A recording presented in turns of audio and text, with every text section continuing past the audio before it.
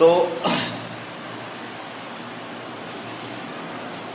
This is क्रांति sir and आज हम बात करेंगे कैरियर इन फिजिक्स।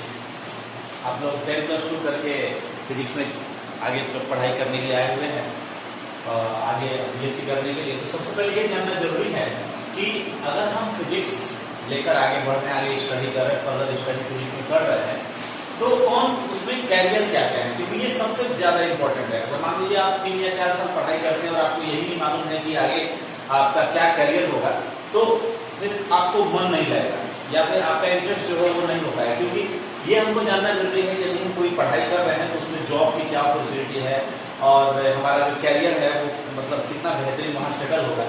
तो इसके लिए ही मैंने एक आपको छोटा सा एक फॉर्मा या एक छोटा सा इंफॉर्मेशन मैं दिया हूँ कि कैरियर इन फिजिक्स। तो फिजिक्स में कैरियर, अगर हम फिजिक्स सब्जेक्ट लेकर आगे बढ़ रहे हैं तो हमारे कौन कौन से कैरियर बढ़ सकते हैं। तो सबसे पहले अभी आप 10+2 करके आए हुए हैं, आपने आईएससी कंप्लीट किया हुआ है, उसके बाद आप 3 साल बाद बीएससी कंप्लीट करेंगे और उसके बाद 2 साल बाद आप मास्टर डिग्री करते हैं तो आप एमएससी कंप्लीट करेंगे। न्यू एजुकेशन पॉलिसी में थोड़ा सा चेंज हुआ है कि ये बीएससी 4 ईयर का हो गया है। तो सबसे पहले हम ये देखते हैं कि अगर हम 10+2 या आईएससी कर लिए हैं तो हम फिजिक्स में, अगर हमारे पास फिजिक्स का अच्छा नॉलेज है तो कौन कौन कैरियर ऑप्शन हमारे पास है। तो सबसे जो हमारा पहला कैरियर ऑप्शन होता है वो होता है इंडियन एयरफोर्स। आप अगर एयरफोर्स के टेक्निकल उसमें ग्रुप्स होते हैं, तो अगर आप टेक्निकल ब्रांच में जा रहे हैं तो आपको फिजिक्स पर पकड़ होनी चाहिए, क्योंकि वहाँ फिजिक्स से ज्यादा क्वेश्चन होते हैं और उन क्वेश्चन को अगर आप करते हैं अच्छी तरह से आपको फिजिक्स की पकड़ है तो आप एयरफोर्स को आसानी से क्रैक कर सकते हैं। इंडियन नेवी, उसमें भी फिजिक्स के बहुत सारे क्वेश्चन पूछे जाते हैं और ये फिजिक्स न्यूमेरिकल बेस होते हैं, अप्लाइड फिजिक्स होते हैं, क्योंकि वहाँ आप जब जा रहे हैं तो आपको सडनली एप्लीकेशन करना है, वहाँ आपको पढ़ाया भी जाता है आगे। तो इंडियन एयरफोर्स और नेवी जो है वो बहुत अच्छी नौकरी आप रिसेंटली आईएससी करते हैं, उसके बाद आप इसको ज्वाइन कर लेंगे। अगर आप इसको क्लिक कर लेते हैं तो आपको एक स्मार्ट सैलरी, आपको बहुत अच्छी एक सैलरी मिलती है और इसका जॉब भी बहुत अच्छा है और इसमें पेंशन भी आगे चलकर। रेलवे, जो कि सबसे ज्यादा वैकेंसी जिस डिपार्टमेंट से आती है वो है रेलवे, और अभी रेलवे ने बहुत बड़ा बदलाव किया है। उसने अपने बहुत सारे अधिकांश एग्जाम को साइंस बेस कर दिया है और साइंस बेस में उसको फिजिक्स से सबसे ज्यादा क्वेश्चन जो है कर रहे हैं। जैसे ड्राइवर के लिए, रेलवे ड्राइवर, अगर आपको फिजिक्स अच्छी है तो आप रेलवे ड्राइवर को आसानी से कर सकते हैं। टेक्नीशियन में फिजिक्स के क्वेश्चन काफी पूछे जाते हैं। एक एग्जाम होता है जिसको हम बोलते हैं ईएसएल, इलेक्ट्रिकल सिग्नल मेंटेनर, इसका शायद कुछ नाम है ईएसएल। और ये जो एग्जाम है इसमें 70 से 80% जो क्वेश्चन होते हैं वो फिजिक्स से पूछे जाते हैं। ये स्पेशली फिजिक्स वालों के लिए ही होता है। और इसमें अगर आप बीएससी ईएसएम ग्रेड 3 है और अगर आप बीएससी फर्स्ट ईयर कंप्लीट कर लेते हैं फिजिक्स से तो आप ईएसएम ग्रेड 2 भी अप्लाई कर सकते हैं। उसके बाद आता है डिफेंस, क्योंकि आप लोग का ज्यादातर रुचि डिफेंस में भी होता है, क्योंकि अभी आप यंग हैं और एकदम अभी आपका बॉडी फिजिक्स ठीक है। तो डिफेंस में 2 ऐसे जॉब हैं, एक रेडियो ऑपरेटर और दूसरा रेडियो मैकेनिक्स है, जो कुछ लड़के मेरे कुछ स्टूडेंट निकाले भी नहीं, इसको क्रैक भी किए हैं। रेडियो ऑपरेटर और रेडियो मैकेनिक्स में आपके जो अधिकांश क्वेश्चन होते हैं वो फिजिक्स से पूछ जाते हैं और इन एग्जाम में मेंस भी होता है, मतलब डिस्क्रिप्टिव भी होता है और उसमें फिजिक्स की इक्वेशन आई, जैसे बर्नौली इक्वेशन आ गया, न्यूटन लॉ आ गया और आपको कूलॉम के नियम लिखने, गॉस के नियम के लिए, तो ये सब वहाँ डिस्क्रिप्टिव पूछे जाते हैं। फर्स्ट पेपर में आपको ऑब्जेक्टिव होते हैं, सेकंड में डिस्क्रिप्टिव होते हैं। उसके बाद आपने नाम सुना होगा एनडीए, नेशनल डिफेंस एकेडमी, और इसकी परीक्षा में आप जानते हैं इंग्लिश के साथ फिजिक्स पूछी जाती है।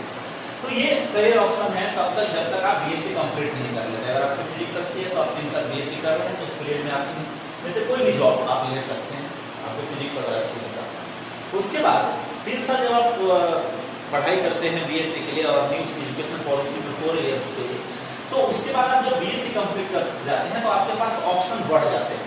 ये 2 ऑप्शन आपके पास हैं पहले से, जिसमें ये 2 ऑप्शन जो है वो एक एज लिमिट है इसमें, तो ये 2 ऑप्शन तो आपकी जल्दी खत्म हो जाएंगे। लेकिन ये जो डिफेंस वाला ऑप्शन है, रेडियो ऑपरेटर, रेडियो मैकेनिक्स और रेलवे जो है, ये ऑप्शन आपके बने हुए हैं पहले से। उसके बाद न्यू ऑप्शन क्रिएट होते हैं बीएससी फिजिक्स करने के बाद। सबसे बड़ा जो ऑप्शन क्रिएट होता है वो टीचिंग लाइन में होता है, ठीक है। तो अभी देश में हमारी स्थिति ये है कि हमारे देश में टीचर की बहुत कमी है, बहुत भयंकर कमी है, टीचर बहुत कम है और खासकर फिजिक्स जैसे सब्जेक्ट के टीचर तो मतलब मानिए तो 100 अगर टीचर की जरूरत है तो उसमें 4-5 ही टीचर ऐसे मिल पाते हैं। तो आप टीचिंग में कैरियर बना सकते हैं। इसके लिए आपको करना होगा बीएड। अगर आप बीएससी के बाद अगर आप बीएड कंप्लीट कर लेते हैं तो आप किसी भी गवर्नमेंट स्कूल या प्राइवेट स्कूल में ट्रेड ग्रेजुएट टीचर बन सकते हैं। और इसकी सैलरी भी काफी स्मार्ट होती है। 9300 का स्किल पहले वाले बैंड के अनुसार होता है, जिसमें से आपकी सैलरी जो होती है वो अप्रोक्सीमेट 40-42 हज़ार हाई स्कूल टीचर में पर मंथ मिलती है। ठीक, उसके बाद टेक्निकल आपको टेक्नीशियन इन लेबोरेटरी। देश में गवर्नमेंट सेक्टर में, प्राइवेट सेक्टर में बहुत सारे ऐसे लैब हैं जहां फिजिक्स के रिसर्च चल रहे हैं। तो जैसे CSIR हो गया, उसके बाद बहुत सारे वैज्ञानिक संस्थाएं हो गई और बहुत सारे प्राइवेट कंपनी जो हैं जो रिसर्च करा रहे हैं। जैसे मान लीजिए मोबाइल बनाने वाली कंपनी, इलेक्ट्रिकल कंपनी है, ट्रांसमिशन लाइन की कंपनी, बहुत सारी कंपनियां हैं भारत में। तो वो कंपनियां जो है वो आपको लेबोरेटरी में, प्रयोगशालाओं में आपको असिस्टेंट के रूप में रखती है। अगर आप BSc फिजिक्स हैं तब तो उसके लिए वो एग्जाम लेती है, इंटरव्यू लेती है, और अगर आपका फिजिक्स अच्छा है तो आसानी से आप उस जॉब को प्राप्त कर लेते हैं। तो गवर्नमेंट और प्राइवेट सेक्टर दोनों जगह वहाँ जॉब है। उसके बाद SSC का नाम आपने सुना होगा, स्टाफ सिलेक्शन कमीशन, जो भारत सरकार की एक रिक्रूटमेंट एजेंसी है और वो रिसर्च असिस्टेंट की रिक्रूटमेंट करता है, उसकी बहाली करती है। और ये रिसर्च असिस्टेंट जो होते हैं वो वैज्ञानिकों के सहायक होते हैं। जैसे आपके पास कोई बड़ा वैज्ञानिक है तो उसके कई सारे सहायक होते हैं जो उनके साथ मिलकर काम करते हैं, उनके रिसर्च में हेल्प करते हैं। कोई प्रोजेक्ट पर काम कर रहे हैं तो उसको असिस्टेंट का काम करते हैं। तो रिसर्च असिस्टेंट के पोस्ट के लिए SSC जो होती है वो वैकेंसी निकालती है। आप इसको दे सकते हैं। ये लगभग हर साल आ जाते हैं और ये इसमें अगर आपकी फिजिक्स अच्छी है तो बहुत आसानी से आपका नौकरी मिल जाती है। उसके बाद स्कूल और कॉलेजेस जो होते हैं वो BSc फिजिक्स वाले स्टूडेंट्स को लैब डेमोन्स्ट्रेटर के रूप में रखते हैं। लैब डेमोन्स्ट्रेटर का मतलब हो गया कि जैसे किसी भी स्कूल या कॉलेज में प्रयोगशाला होती है, उस प्रयोगशाला में प्रयोग करने से पहले जो सेटअप किया जाता है कि ये प्रणाली यहाँ रखनी है, ये फिजिक्स का यंत्र यहाँ रखना है, तो जो सेटअप होता है, जो सेट किया जाता है, उसको डेमोन्स्ट्रेटर बोलते हैं। डेमोन्स्ट्रेटर जो होता है वो पूरे प्रयोगशाला में नियुक्ति होती है। उसके बाद फिर डिफेंस में आ जाइए। यहाँ पर भी हमने डिफेंस में आए थे तो ऐसी बात नहीं कि BSc करने के बाद हम डिफेंस में नहीं जाएंगे। आर्मी, इंडियन आर्मी में CDS होता है। FCAT एयरफोर्स में होता है जिसमें आप फ्लाइंग ऑफिसर बनते हैं और ग्राउंड टेक्निकल ऑफिसर बनते हैं। और ये शॉर्ट सर्विस कमीशन होते हैं, ज्यादा दिन के लिए सर्विस होती है, लेकिन बहुत स्मार्ट इसकी सैलरी होती है। इसकी सर्विस 1.25 लाख के आसपास होती है। नेवी में सब लेफ्टिनेंट ऑफिसर आप बन सकते हैं अगर आपकी फिजिक्स अच्छी है तो, क्योंकि वो BSc फिजिक्स और बीटेक लड़कों को रिक्रूट करता है। और साथ में अगर आपकी फिजिक्स अच्छी है तो आप उस पेपर को निकाल सकते हैं। आपके देश की जितनी मिसाइल्स बन रही हैं या जितने आपके गन बनते हैं, जितनी भी रक्षा का जो रिसर्च हो रहा है, जैसे मान लीजिए हमने राफेल खरीदा तो हमारा देश भी अपना लड़ाकू विमान बनाता है। तो ये जो संस्था बनाती है मिसाइल, लड़ाकू विमान या युद्ध के यंत्र, तो उसको DRDO बोला जाता है, डिफेंस रिसर्च डेवलपमेंट ऑर्गेनाइजेशन इसका नाम है। और इसरो का नाम आपने सुना होगा, जो अंतरिक्ष में सैटेलाइट भेजते हैं। और अभी उसने मून मिशन भी भेजा था, मार्स मंगल मिशन भी था। इंडियन स्पेस रिसर्च ऑर्गेनाइजेशन जो है वहां पर भी आप BSc अगर किए हुए हैं तो रिसर्च असिस्टेंट में अपना कैरियर बना सकते हैं। तो ये तो हो गया आपका BSc फिजिक्स के लिए। अब ये तो केवल मैं जॉब के लिए बता रहा हूँ। इसके बाद अगर आप फर्दर स्टडी करना चाहते हैं तो BSc अगर आपकी अच्छी है तो आप अच्छे यूनिवर्सिटी में अप्लाई करके वहाँ इंटरेस्ट है, जैसे JNU हो गया, BHU हो गया, IIT हो गया, तो वहां से आप MSc कर सकते हैं। तो अगर आप MSc कंप्लीट कर लेते हैं तो उसके बाद आपके कौन कौन से कैरियर ऑप्शन होते हैं। सबसे जो पहला और सबसे बेहतरीन कैरियर ऑप्शन माना जाता है, बेहतरीन तो हम नहीं कहेंगे क्योंकि रिस्पेक्टली आप अगर कुछ और करना चाहते हैं तो आपको टीचिंग बोल लगेगा, लेकिन ये बहुत बेहतरीन जॉब है जिसको बोलते हैं CSIR नेट। तो ये जो है ये आपको केंद्रीय वैज्ञानिक अनुसंधान परिषद जो होता है वो हर एक साल में 2 बार इसको कंडक्ट करता है। और आप MSc फिजिक्स में हैं और आपकी पकड़ अच्छी है तो आप इस परीक्षा को क्रैक कर लेंगे। तो इस परीक्षा को क्रैक करने के बाद आपको इसमें 2 प्रकार से आपको अवॉर्डेड किया जाता है। पहला आपको रिसर्च में आपको भेजा जाएगा, आपको जूनियर रिसर्च फेलोशिप मिलेगा जिसकी काफी अच्छी राशि होती है, जो अप्रोक्सीमेटली अभी 31-32 हज़ार या 35 हज़ार के आसपास हो चुकी है। और 10 लाख का ग्रांट भी शायद आपको मिलता है। और आपको रिसर्च करना है किसी टॉपिक पर। CSIR के जो लैब है भारत में, जो वैज्ञानिक लैब है, वैज्ञानिक प्रयोगशाला है, वहां पर आप जाकर जूनियर रिसर्च फेलोशिप का पद प्राप्त होगा और आप 5 साल के लिए वहां पर जूनियर रिसर्च फेलो और सीनियर रिसर्च फेलो में रिसर्च करेंगे। टीचिंग ऑप्शन, अगर आप CSIR नेट क्रैक कर लेते हैं लेकिन आपका मार्क्स अच्छा नहीं है, थोड़ा कम मार्क्स है, रैंक अच्छा नहीं है, तो आपको केवल नेट का अवार्ड मिलता है। और उससे आप क्या होंगे, हिंदुस्तान की, इस इंडिया की किसी भी यूनिवर्सिटी में आप फिजिक्स का असिस्टेंट प्रोफेसर हो सकते हैं। ठीक है, तो असिस्टेंट प्रोफेसर और रिसर्च साइंटिस्ट के रूप में आप रिसर्चर के रूप में अपना कैरियर इस प्रोफेसर को करेक्ट करके बना सकते हैं। उसके बाद सबसे फेमस हो है, सबसे इजी जो हम लोग गांव के बच्चे हैं उनके लिए सबसे इजी है PGT, post graduate trade teacher. आप लोग 10+2 किए होंगे जिस स्कूल में, तो उस स्कूल में 10+2 डिपार्टमेंट अलग है और उसके जो टीचर होते हैं वो अलग रिक्रूट होते हैं। तो उनकी जो बहाली होती है वो एमएससी फिजिक्स और साथ में क्या होना चाहिए, बीएड होना चाहिए। इसकी जो सैलरी है काफी स्मार्ट है, इसमें 57,000 के आसपास आपको स्टार्टिंग सैलरी आपको मिलेगी। मतलब अगर आप शुरुआत ज्वाइन कर रहे हैं तो 56-57,000 के आसपास आपको सैलरी आपको इसमें मिलती है, जिसमें आप टीचर बनते हैं और आप आईएएस बच्चों को पढ़ाते हैं। यहाँ पर केवल गवर्नमेंट में ही नहीं, प्राइवेट में भी बहुत जॉब है। अगर आपकी फिजिक्स अच्छी है तो इससे भी ज्यादा सैलरी पर कोई प्राइवेट स्कूल आपको रखता है। अगर आप कोई कोचिंग पकड़ना चाहते हैं, कोटा में आप चले जाइए, वहाँ कोई कोचिंग पकड़ेंगे, पटना में कोई कोचिंग पकड़ना चाहते हैं, अगर आपकी एमएससी लेवल तक की फिजिक्स अच्छी है, आप अच्छा पढ़ा लेते हैं, अच्छा डील कर लेते हैं, तो 1-2 साल अगर आप पढ़ा लेते हैं किसी अच्छे इंस्टीट्यूट में, तो 8 से 10 लाख रुपए आपको सालाना पैकेज पर वो लोग रख लेते हैं। मतलब मिनिमम इतना 8 से 10 लाख, मतलब 1 लाख के आसपास सैलरी, कम तो नहीं। गेट, उसके बाद एक एग्जाम है गेट, और ये एग्जाम जो होता है ये एमएससी करने के बाद हम देते हैं। और इस एग्जाम से आप इस एग्जाम का 2 फायदा है। पहला तो इस एग्जाम को अगर आप क्रैक करते हैं तो आप आईआईटी से एमटेक कर सकते हैं, या फिर गेट का अगर आप गेट अच्छे नंबर से स्कोर कर लेते हैं तो देश की सरकारी कंपनियां जैसे ओएनजीसी हो गया, इंडियन ऑयल कॉर्पोरेशन हो गया, हिंदुस्तान पेट्रोलियम हो गया, और भी बहुत सी केमिकल फैक्ट्री है, या फिर जो ऐसी फैक्ट्रियां जहाँ पर फिजिक्स के रिसर्च की जरूरत है, वहां पर आपको सीधे रिक्रूट किया जाता है। और आप वहां रिक्रूट जो होते हैं तो आप बी ग्रेड साइंटिस्ट के रूप में वहां पर रिक्रूट होते हैं। मतलब आप वैज्ञानिक बनेंगे, लेकिन ए ग्रेड नहीं बल्कि बी ग्रेड, मतलब असिस्टेंट वैज्ञानिक, सहायक वैज्ञानिक होते हैं। उसके बाद एक एग्जाम होता है TIFR, Tata institute of fundamental research रहता है, और यहाँ ज्यादा वैकेंसी निकलती है। यहाँ पर भी अगर आप एमएससी करने के बाद इसको क्रैक करते हैं तो यहाँ पर भी 2 ऑप्शन होते हैं। एक तो आप साइंटिस्ट बनते हैं, या फिर दूसरा आप रिसर्च करते हैं। दूसरा क्या करते हैं, आप रिसर्च करते हैं। ये है भाभा एटॉमिक रिसर्च इंस्टीट्यूट का एग्जाम होता है, जिसमें आप परमाणु वैज्ञानिक के रूप में कार्य कर सकते हैं। वहां आप वहां आप असिस्टेंट साइंटिस्ट भी बन सकते हैं, या फिर आप वहां पर और भी उसके जॉब्स होते हैं, असिस्टेंट के रूप में भी जॉब होते हैं आप एमएससी फिजिक्स में। तो क्योंकि एटॉमिक रिसर्च इंस्टीट्यूट जो है भाभा एटॉमिक रिसर्च, भाभा परमाणु अनुसंधान संस्थान, तो यहाँ पर वैज्ञानिक की बहुत जरूरत है। ONGC, oil and natural gas corporation, जो कि तेल और गैस बनाते हैं। DRDO, यहाँ पर भी और इसरो हो गया, और ISM, Indian institute of mining, खनिज विभाग। इन सभी जगहों पर आप बी ग्रेड साइंटिस्ट बन सकते हैं, या फिर आप इन जगहों पर जाकर एमएससी किए हुए तो PhD का स्कॉलरशिप लेकर आप वहां पर रिसर्च कर सकते हैं। ये स्कॉलरशिप काफी अच्छी होती है, लगभग पर मंथ 85,000 के आसपास इन लोग फेलोशिप देते हैं, और आपको 5 साल के लिए मिलेगी, और 5 साल आपको रिसर्च करना, उसके बाद आपको एक बेहतरीन जॉब मिलेगा, क्योंकि आप 5 साल रिसर्च किए तो बहुत बड़ा काम किए। तो ये रहा आपको फिजिक्स का एक तरह से कैरियर। और आप यहाँ देखिए फिजिक्स आपको अभी फिलहाल से ही आपको कैरियर देना शुरू कर रहा है। आप इनमें से पहले भी अगर आप थोड़ा सा डिटर्मिनिस्ट, अगर आप थोड़ा सा ज़्यादा ध्यान दे रहे हैं, फोकस है, तो आप, मुझे लगता है कि 1 साल में 1.5 साल में एग्जाम में से किसी एक को आप मान लीजिएगा। और इसके बाद केवल यही एग्जाम, ये रेगुलर आते हैं, इसलिए मैंने लिखा है। बहुत सारे ऐसे हैं जो रेगुलर नहीं आते हैं, उनकी संख्या काफी अधिक है, तो वो कभी कभार आएंगे तो उसमें भी आप कर सकते हैं। तो अगर आप मेहनत करते हैं तो यहाँ पर भी आप इसको क्लियर कर सकते हैं।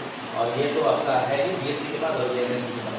तो मैंने एक तरह से आपको टोटल बता दिया। दूसरी जो बात है कि ये मेरा व्हाट्सएप नंबर है, और फिजिक्स विद क्रांति सर, और अगर आप कोई भी स्टूडेंट अगर इससे जुड़ना चाहता है कि मैं इस क्लास को अटेंड करूँ और एज ए फिजिक्स को पढ़ कर मैं फिजिक्स का नॉलेज बढ़ाऊँ, तो आप इस नंबर पर हमसे संपर्क कर सकते हैं। तो अब तो मैंने इसको आपको कैरियर ऑप्शन के लिए बता दिया। अब जो हम लोग क्लासेस शुरू करेंगे, जो हमारी क्लासेस शुरू होंगी, तो उस क्लासेस में हम कैसे अपने क्लास को शुरू करेंगे, तो मैं यहाँ मिटा सकता हूँ, मिटा दे रहा हूँ, इसका स्क्रीनशॉट यहाँ मिटा कर ले लिया।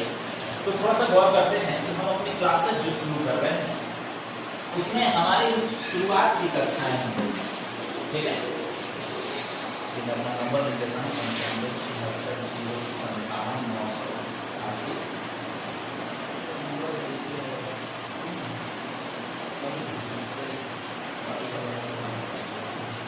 यहाँ ध्यान दीजिए, यहाँ पर मैं आपको बता रहा हूँ थोड़ा सा कि अभी 6 मंथ,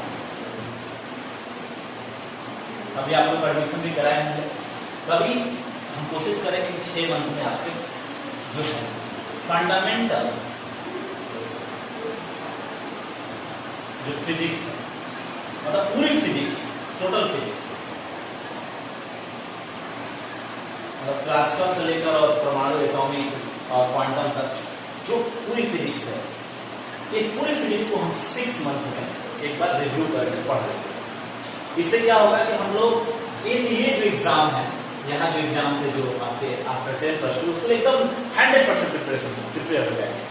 तो 6 महीने में हमारी तैयारी हो जाएगी और हमें लगेगा कि हम जब जॉब के एग्जाम में बैठ रहे हैं तो हम क्रैक कर रहे हैं। तो उसमें से बहुत सारे लोग क्रैक करके निकल भी सकते हैं। इससे दूसरी बात क्या है कि बीएससी फिजिक्स अगर हम पढ़ रहे हैं, बीएससी फिजिक्स पढ़ रहे हैं या फिर किसी भी ऑप्शन के लिए हम पढ़ रहे हैं, तो हमको क्या है कि ये फंडामेंटल फिजिक्स हमारी अच्छी होनी चाहिए। क्योंकि अगर ये फिजिक्स हमारी अच्छी नहीं है, जो बेसिक फिजिक्स है, फंडामेंटल फिजिक्स है, तो हम बीएससी या एमएससी को समझ नहीं पाएंगे। ठीक है, तो इसलिए मैंने 6 मंथ का इसको लिया है। अप्रोक्सीमेटली ये कम ही लगता है, अप्रोक्सीमेटली 70 या 80 लेक्चर होते हैं इसमें, और एक लेक्चर आपको कम से कम 1 से 1.25 घंटे के होंगे। तो 70 से 80 लेक्चर, मतलब 70 से 80 घंटे, 100 घंटे हम लोग पढ़ाई करेंगे आपको फंडामेंटल फिजिक्स। अब इसमें क्या है कि जैसे आप लोगों में कोई स्टूडेंट जो है वो केमिस्ट्री ऑनर्स किया है, कोई मैथमेटिक्स समझ लिया है, तो उसकी सब्सिडी में तो फिजिक्स पढ़नी है, तो आप इसको बीएससी के लिए आगे तक भी पढ़ सकते हैं, या फिर आप 6 मंथ पढ़ने के बाद आप इसमें से क्विट भी कर लीजिएगा। जैसे 6 मंथ हम पढ़ लिए फंडामेंटल, हमारा तो केमिस्ट्री ऑनर्स है, तो हम 6 मंथ तक फिजिक्स पढ़ लिए, तो हम एग्जाम के लिए प्रिपेयर हो चुके हैं, है ना। तो आप वहां से अपना दूसरा पढ़ाई भी कर सकते हैं। दूसरी सबसे इंपॉर्टेंट चीज है कि ये जो क्लासेस है इसको हम रेगुलर कोशिश करेंगे रेगुलर रखने के लिए, लेकिन हो सकता है 3 दिन हो या 4 दिन हो गई। और आपको अपने कैरियर के लिए, जैसे आपको करना है, जैसे मान लीजिए आपको रेलवे की तैयारी करना है, बैंकिंग की तैयारी करना है, तो आप अपनी तैयारी कर सकते हैं। उसमें मतलब ऐसा नहीं कि ये पढ़ाई अब चल रही है, हम फिजिक्स पढ़ रहे तो नहीं, अब हम कुछ और नहीं पढ़ेंगे। ठीक है, ये बड़ा इंटरेस्टेड, मैं पढ़ाऊंगा तो आपको बहुत इंटरेस्टेड लगेगा, और आप ऐसा आपको फील ही नहीं होगा कि आपको प्रेशर लग रहा है। तो आप दूसरा जो भी जॉब की तैयारी करना चाहते हैं वो कर, उसको आप अपना कंटिन्यू रखिएगा। ठीक है, जैसे आप डिफेंस में जाना चाहते हैं तो रोज सुबह जाए वो दौड़े वोड़े, अपना सब फिजिक्स अपना वार्म अप की एक्सरसाइज की, उसके बाद कोई कोचिंग पकड़ लिए कॉम्पिटिशन के लिए, कोई क्लासेस जो भी है, तो उसमें आप जो भी मतलब आप फ्री हैं। ऐसी बात नहीं कि मतलब फिजिक्स पढ़ना है तो फिजिक्स ही पढ़ना है, तो ये चलता रहेगा, ये बैकग्राउंड में चलता रहेगा, जिससे क्या होगा कि आपको आपका ये सारे जो एग्जाम है उसके लिए तैयार हो जाइएगा, और ये आपको काम आएगा, हर एक जगह काम आएगा। अगर मान लीजिए आप इन एग्जाम में से ऐसा ना हो, लेकिन एग्जाम में से कोई नहीं निकल रहा है और आपके इकोनॉमिकल प्रॉब्लम आ रही है, आपके घर में आर्थिक स्थिति आपकी ठीक नहीं है, तो आप टीचिंग करा सकते हैं कहीं पर भी, है कि नहीं। तो कोचिंग नहीं खोलकर आप पढ़ा सकते हैं, ट्यूशन नहीं खोलकर पढ़ा सकते हैं, या किसी अच्छी कोचिंग से जुड़ सकते हैं जो आपको अच्छे पैसे देंगे, तो देंगे कि आपकी दादा भी अच्छे से चल जाए। क्योंकि फिजिक्स ऐसा सब्जेक्ट है जिसके टीचर बहुत कम मिलते हैं। तो आज हम यहीं तक रखेंगे, और मैंने आपको बताया क्या कैरियर है, क्योंकि बहुत सारे बच्चे जानते ही नहीं, उनको लगता है कि फिजिक्स हम ले लिए तो करेंगे क्या। क्योंकि जैसे आप मतलब फिजिक्स पढ़ना शुरू करेंगे तो आपके घर पे कोई आता है, जैसे मामा जी के लड़के आए, मौसा जी के लड़के आए, जो भी आया, या फिर दोस्ती हो गए, तो क्या कर रहे हो, फिजिक्स बीएससी फिजिक्स, इसमें क्या होगा, तुम भी सोचो भाई इसमें हो गया क्या होगा, इसमें तो कोई ऑप्शन नहीं दिख रहा है, लेकिन यहाँ ये कितने ऑप्शन है, ये वो है रेगुलर है, बहुत सारे ऐसे ऑप्शन में छूट गया है जो याद नहीं है, तो आपको ये जानना जरूरी है। तो ठीक है, हम लोग मिलते हैं नेक्स्ट क्लास में हमारे, और नेक्स्ट क्लास का जो टाइम होगा वो 6 बजे तक होगा ना, क्योंकि ज़्यादा लेट हो जा रहा है। तो आप इसको और नीचे कर सकते हैं, जैसे आप इसको 5 बजे के आसपास कर सकते हैं, तो आप लोग डिसाइड कर लीजिएगा, और मेरा नंबर है ना, और इस पर आप कॉल करके बता दीजिएगा। आप 5, लेकिन 5 से पहले नहीं, क्योंकि सामने क्लासेस अच्छे लगते हैं। ठीक है, आप लोग फ्री होके ना, दिन भर का कोई काम नहीं, मान लीजिए दिन भर में आप लोग एग्रीकल्चर करने वाले फैमिली से बिलोंग करते हैं, खेती बाड़ी है, तो खेती बाड़ी है, गांव से है, तो अपना किसी का हो गया कि खेत में थोड़ा जाना है, काम है, किसी का हो गया गाय का दूध हुआ है तो उसको डेयरी तक पहुंचाना है, तो ये हम इस जगह से है ना, अस्पताल मुंबई से है, हम तो हंस से छूट जाएगा तो है, ये तो काम है। तो ये सब करने के बाद आप लोग को जब फ्री मिलता है तो आप लोग कल डिसाइड करके मुझे बता दीजिएगा पहले 10 बजे के आसपास सुबह में कि हम लोग कितने बजे से आए, ठीक है। जब तक लॉग ये है, उसके बाद जब इंस्टीट्यूट खुल जाएगा तो फिर आपकी ये टाइमिंग जो होगी वो 5 या 6 बजे के आसपास रेगुलर हो जाएगी। ओके, तो आप लोग डिसाइड कर लीजिएगा। Okay, thanks. तो व्यूअर्स, आप लोग इसको देखिए और ये कक्षाएं शुरू हो रही है और ये कक्षाएं वीडियो स्ट्रीम कक्षाएं होंगी और कोई भी इस कक्षा को क्लासेस को ऑनलाइन आप इसको देख सकते हैं। हमारा यूट्यूब चैनल आजाद ट्यूशन सेंटर हसन बाजार पर इसको अपलोड कर दिया जाएगा। और जो बच्चे क्लासरूम में जुड़ना चाहते हैं वो मेरे इस व्हाट्सएप नंबर पर संपर्क कर रहे हैं। Thank you.